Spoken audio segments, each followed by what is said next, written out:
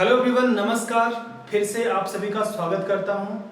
आज के इस वीडियो लेक्चर में मैं आपको बाल मनोविज्ञान में एक नया टॉपिक पढ़ाने जा रहा हूं और ये एग्जाम के लिए बहुत महत्वपूर्ण है। इसका नाम है बाल विकास के सिद्धांत।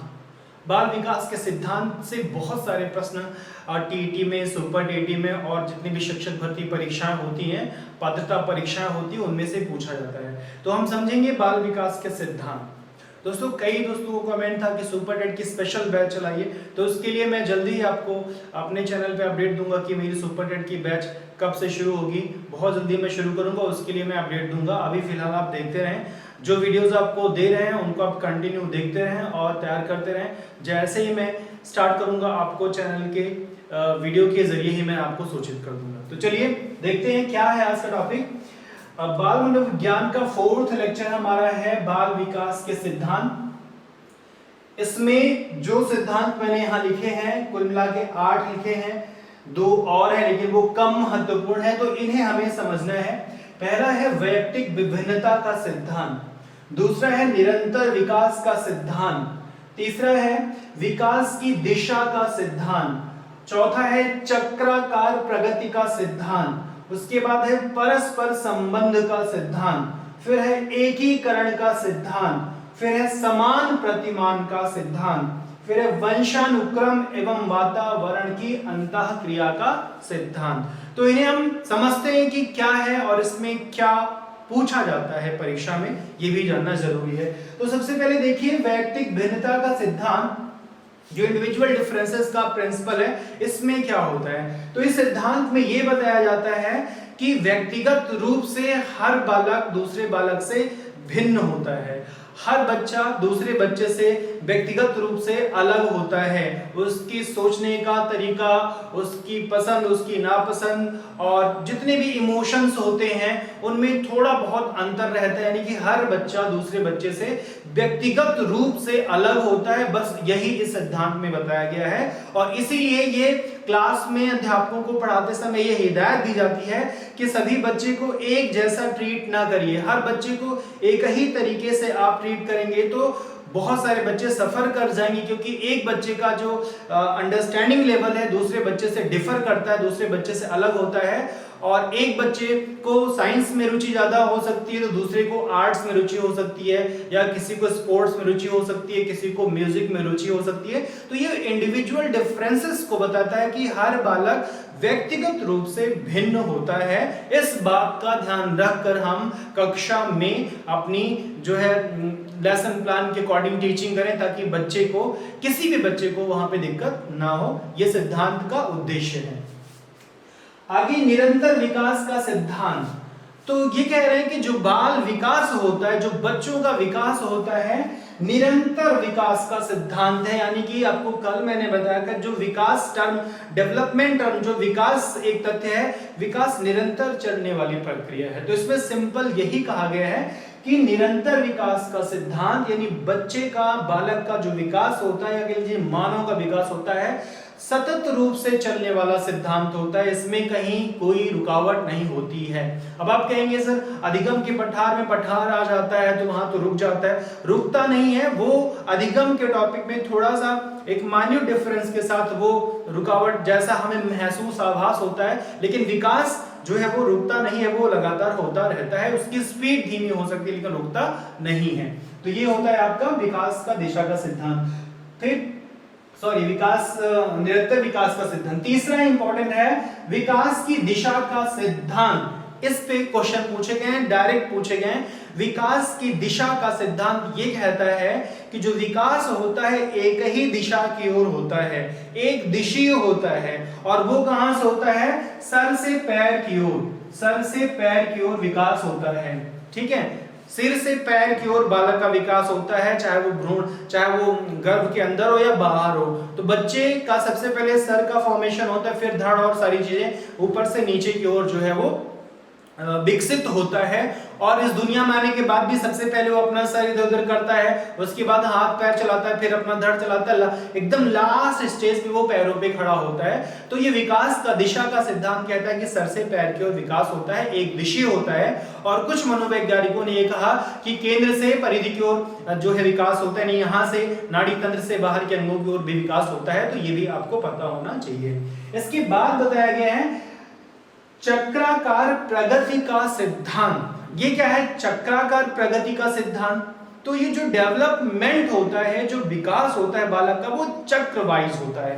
यानी कि एक चक्र, फिर दूसरा चक्र, फिर तीसरा चक्र, इस तरह से कई चक्रों में होता है। आप इसको चाहे जैसे समझ लीजिए कि जो प्रथम चक्र होता है, फिर दूसरा चक्र होता है, तीसरा चक्र होता है, चौथा चक्र होता है। इनको आप अवस्थाएं मान लीजिए, जैसे कि शैशवावस्था का प्रथम चक्र हो जाएगा, बाल्यावस्था का दूसरा चक्र हो जाएगा, किशोरावस्था का तीसरा चक्र हो जाएगा, फिर यौवनावस्था का तीसरा चक्र हो जाएगा। तो ये कहता है कि जो बालक का विकास होता है वो चक्राकार होता है।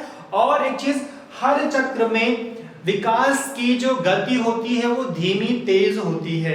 यानी कि आपको पता होगा, नहीं तो भी हम आगे आपको पढ़ाएंगे विकास की अवस्थाओं में, कि बालक का विकास शैशवावस्था में तीव्रतम गति से होता है। यहाँ स्पीड काफी तेज रहती है, फिर यहाँ पे थोड़ी सी धीमी हो जाती है, फिर यहाँ पे तेज हो जाती है, फिर धीमी हो जाती है। तो इस तरह से धीमी तेज यानी चक्र वाइज ये डेवलपमेंट आगे बढ़ता है। एक चक्र में तेज रहेगा, फिर थोड़ा सा स्लो होगा, फिर तेज हो जाएगा, फिर स्लो हो जाएगा। इस तरह से ये हमारा चक्र वाइज ये हमारा विकास आगे बढ़ता है। तो यही कहता है चक्राकार प्रगति का सिद्धांत। ये जो परस्पर संबंध का सिद्धांत है ये भी बहुत महत्वपूर्ण है, इसको समझना जरूरी है। देखिए इसमें ये बताया जाता है कि बच्चे के एक भाग का विकास, एक भाग का विकास का मतलब है एक पक्ष का विकास, यानी अगर बच्चा मानसिक रूप से स्ट्रांग है, यानी उसका मानसिक विकास अच्छा हो रहा है, तो उसका शारीरिक विकास भी अच्छा होगा। इसकी चांसेस बहुत ज्यादा हैं।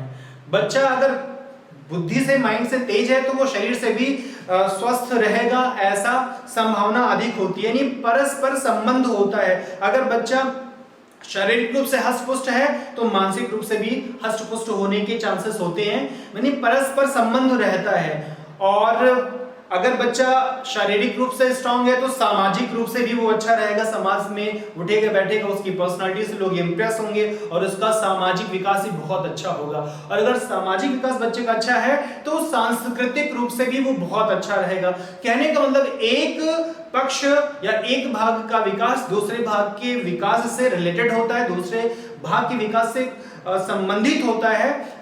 तो ये परस्पर विकास का सिद्धांत बताता है कि एक भाग का विकास बच्चे के दूसरे भाग के विकास पे प्रत्यक्ष रूप से असर डालता है। इसीलिए बच्चे को हमें एक पक्ष में मजबूत कर लेने से दूसरे पक्ष में ऑटोमेटिक उसके अच्छे होने के चांसेस होते हैं। ये जरूरी नहीं है ऐसा, लेकिन 90% चांसेस होते हैं कि बच्चा अगर शारीरिक रूप से अच्छा है तो मानसिक रूप से भी अच्छा होगा। यही इस सिद्धांत का कहना है।